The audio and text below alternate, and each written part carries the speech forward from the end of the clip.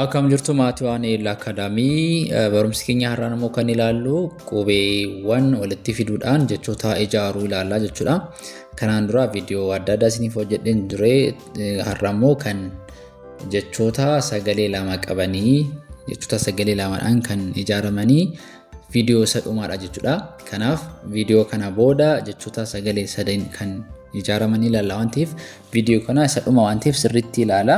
Kanaaf haalli barumsa keessanii fooyyessaa, haalli dubbisaa keessanii barreeffama keessanii fooyyessaa isiniin jedha. Kanaaf amma dhumaatti viidiyoo kana ilaaluu irraanfatina. Namoonni chaanalii kanaaf immoo haaraa taatanii chaanalii kana subscribe gochuun maatii chaanalii ta'a. Kanaaf barumsoota adda addaa isinii qaqqaba jechuudha. Akkasumas like gochuun jalqaba. Namoonni karaa keessoon barachuu barbaadan immoo Amaaraffaa, Afaan Oromoo, Ingiliffaa, herreega dabalatee sirriitti barachuu dandeessu. Karaa social media barbaadaniin bilbilli viidiyoo kanarra jiruun karaa Imo, WhatsApp akkasumas Telegram nu argachuu dandeessu. Barumsa keessaniin sirriitti barachuu dandeessu jechuudha. Kanaaf amma kallattiidhaan gara barumsa keenyaa ni deemna. Akkuma isiniin jedhee jechoonni ijaaruu fi jalqaba qubee adda baasuun ni dursa. Qubee erga adda baasnee booda sagalee ijaaruu, sagaleessuu qabna. Sagalee sana walitti fiduudhaan jecha ijaaruu danda'ama jechuudha. Namoonni karaa keessoon sirriitti barachaa akka jirtanii jirtu. Kanaaf inni viidiyoo kanarratti shaakaluu dandeessu caalmaatti. Namoonnis barachaa hin jirre immoo amma haalli isinii mijatuu fi harree kanaan qo'achuu dandeessu. Kanaaf sirriitti tartiibaa isaa qabattanii barachuu qabdu. Kanaaf yeroo gabaabaa keessatti barumsa kana sirriitti barachuu qabdu. Maaliif yeroo kana dubbisuunii fi barreessuun inni guddaadha, dirqamaadha jechuudha. Jireenya keenya keessatti gara fuulduraa barumsa keenya hojii keenya gara fuulduraa hojjennu irratti barreessuuf dubbisuu dandeenyaan haala salphaan milkaa'uun danda'ama waan ta'eef wanta tokko wanta barbaannee wanta feenee hubachuuf barreessuu fi dubbisuun nurraa eegama jechuudha. Kanaaf sirriitti hordofuu qabdu. Kanaaf amma gara barumsa keenyaatti yeroo deemnu akkuma argitanii asitti maaltu jira? Qubee jira. Qubee dubbifamaa fi dubbachiistuu. Kanaaf qubee dubbifamaa fi dubbachiistuu maal ta'a? Sagalee ta'a jechuudha. Kanaaf sagalee inni kun sagalee tokkoon jira, sagalee lammaffaadha. Asii sagalee warri kun qofa turanii iddoo tokko warri dhufanii jecha ta'a. Jecha immoo hiika kan qabudha jechuudha. Kanaaf asii wa tu jira, wa jennee dubbisna. Asii immoo bi, wa jenna. Asii bi, walitti wa bi, wabi ta'a jechuudha. Asitti yeroo dabarru sagalee sadii arganna. Sagalee sadii arganna. Tokko, lama, sadii. Sagalee meeqa? Sagalee sadii. Kanaaf qofaatti sagalee dubbisnee walitti finnaa jechuudha. Wa, la, lo. Wa, la, lo. Kanaaf walitti walaloo, walaloo ta'a jechuudha. Yeroo walitti dhufu walaloo ta'a jechuudha. Asitti yeroo deebiin immoo dubbachiistuun keenya eedha. Kanaaf wee jenna. Wee, du, wee, du. Sagalee dheeraa qabdi. Wee dubbachiistuun lama waan ta'eef.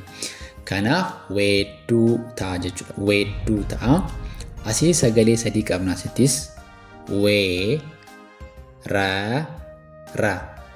Wee, ra, ra. Kanaaf yeroo walitti dhufu wee, ree, ra. Weera, ra.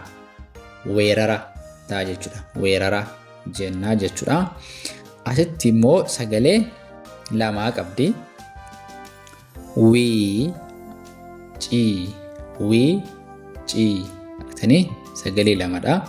Walitti wicii, wicii ta'a jechuudha. Asitti immoo sagalee sadii. Wii, xa, ta. Wii, xa, ta. Walitti wiixata, wiixata ta'a jechuudha. Wiixata ta'a. Asitti yeroo deebinu immoo woq, wooqe, wooqeeti, woq. Maqaan kun sagalee of dandeessee sagalee tokkodha. Maaliif sagalee maal jedhamti? Sagalee rabutaa jedhamti. Maaliif dubbachistuu qofaatti hin qabdu waan ta'eef sagalee bakka ishee akka liqinfamu itti dubbifamti. Kanaaf wooqi wooqtii jennee dubbisna jechuudha. Asii wuudii dubbachistuun uudha waan ta'eef wuu jenna. Wuudii diinis jabaata. Dii lama waan ta'eef. Kanaaf walitti wuudii jenna jechuudha. As immoo sagalee meeqaadha? Sagalee sadii qabna. Waa, raa, qaa.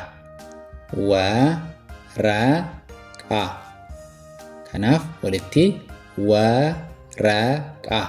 waraqaa ta'a jechuudha. Waraqaa. Inni qofaa ture yeroo walitti dhufu jecha hiika qabu ni ta'a jechuudha. Ittaanee immoo kan jiru qubee xaadha. Isheen kun xaa jedhamti. Qubee xaadha. Dubbachistuu a wajjin xa jennee dubbisna. Xa asii uudha miti xuu ta'a. Xuu walitti xaxuu ta'a jechuudha.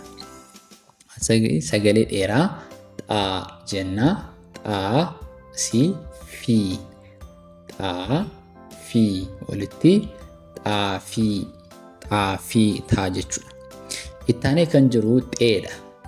Xee achi rii walitti xeerii ta'a jechuudha. Asii xiidha. Taanee guu walitti xiiguu ta'a jechuudha. Asii immoo xiidha. Achi noo naan lamaadha. Asittiin jabaata jechuudha. Xinnoo walitti xinnoo ta'a jechuudha. Asitti immoo asii qaa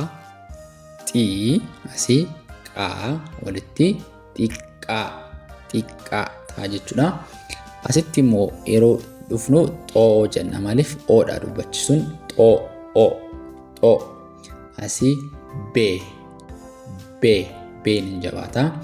Walitti xoobbee ta'a.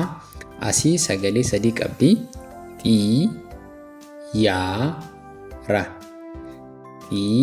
Xiyyaara walitti xiyyaara jennee dubbisna jechuudha.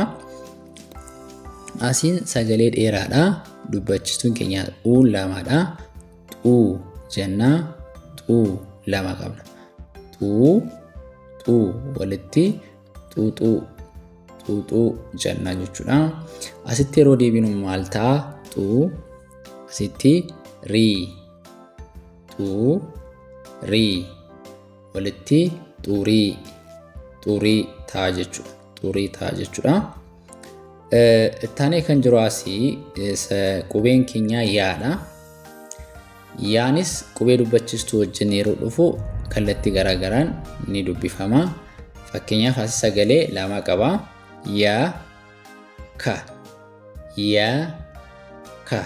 Ka jabaata lama waan ta'eef walitti yakka ni ta'a jechuudha.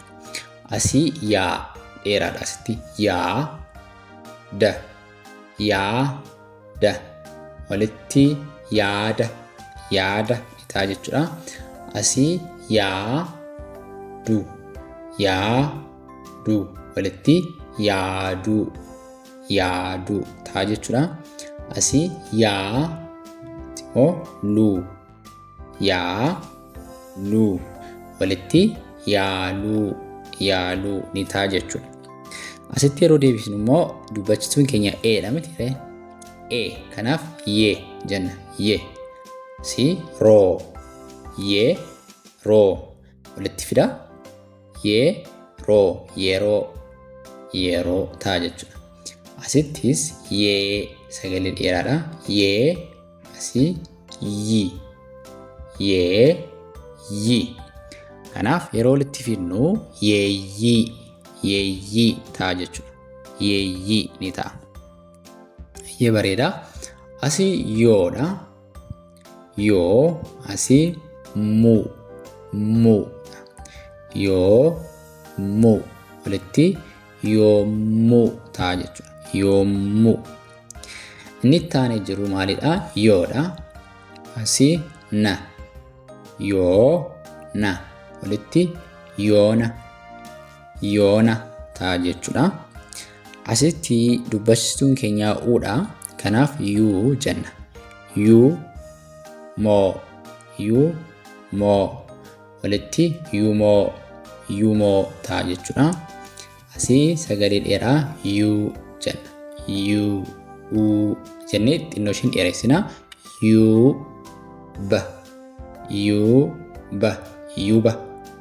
Yuuba ta'a jechuudha. Kanaaf haala kanaan akkas ijaaruu dandeenya. Inni dhumaa fi inni xumuraa maal ta'a? Asii sagalee 3 qaba. Asii vaa, yii, raa, sii. Sagalee meeqa qaba? 4. Kanaaf jechi tokko yeroo dheerachaa deemu sagalee isaa dabalaa deema. Sagalee baay'inaa sagaleetu dabalaa deema. Kanaaf sagalee sirriitti sagalee sinee dubbisnaan sagalee sanaan hordofni dubbisna waan ta'eef ni cimaa jechuudha. Baay'een keenya rakkina keenya maalidha? Jalqabaa kaasnee kana ittaanee maal barbaachisaa? Kana ittaanee kan jedhu maalirraa jalqabnee maal akka barannu hin beeknu. Kanaaf isa kana beekuuf immoo dirqama maal gochuu qabdu? Amma danda'ame yoo dandeessanii sa'aatii qabdu taanaan bakkuma jirtanii onlaayiniin barachuu waan dandeessaniif bilbilii viidiyoo kanarra jiruun nu argachuu dandeessu. Kanaaf barumsa keessanii yeroo gabaabaa sirriitti barachuu dandeessu. Amma asitti maal jedhaa? Sagalee meeqa qaba? 4 qaba. Walitti fiduudha bakka. Akkuma jiranii sagalee sinii achi sagalee sana walitti fiduudha. Vaa, yii, raa, sii. Vaa, yii, raa, sii. Walitti vaayirasii ta'a jechuudha. Inni kun sagalee 3 qaba. Vii, dii, yoo. Vii, dii, yoo. Walitti viidiyoo ta'a jechuudha. Asis sagalee 3 za jennaan a qabdi za sagalee gabaabaadha. Yi ti za yi ti walitti zayitii ta'a jechuudha. Asimmoo yeroo deebinu zoo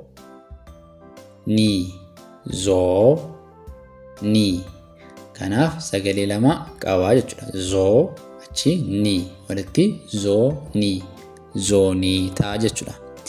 Kanaaf haala kanaan afaan Oromoo dubbisuun shaakaluun ni danda'ama jechuudha. Kallattii kanaan afaan Oromoo baruun dubbisuun salphaadha. Afaan Amaariffaallee Ingiliffaallee herreegaa dabalatee barumsa barbaaddanii bakkuma jirtanii sa'aatii siin qabdaniin sa'aatiin boqonnaa qabdaniin barachuu dandeessu. Yeroo gabaabaa keessatti sirriitti akka barreessitanii akka dubbistanii akka shalleegdanii akka dubbattanii isin taasisna. Kanaaf namoonni barachuu barbaadan bilbilli viidiyoo kanarraa jiruun karaa Imo, WhatsApp akkasumas Telegram nu dubbisuu dandeessu. Galmooftanii barumsa keessanis jalqabuu barachuu dandeessu jechuudha. Viidiyoo keenya irraa barumsi keenya kana fakkaata. Viidiyoo biraan barumsa biraan amma walitti deebinutti nagaan tura.